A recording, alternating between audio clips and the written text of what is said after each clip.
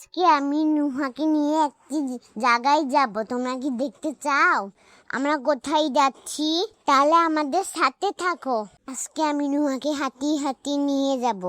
দই দই দই দই দই আমার বয়স পাখি কই, আমার বয়স পাখি কই, দই দই দই দই দই বয়স পাখি কই। তাহলে কি বুঝলে বন্ধুরা?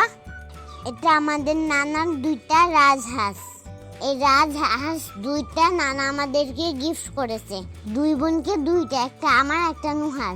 কি মজা! তাই আমরা হাঁসগুলোকে নিয়ে একটু খেলবো। হাঁসকে দোল খাওয়াচ্ছি। দেখো বন্ধুরা, নানা নুহাকে হাঁসের পিঠে চড়ালো।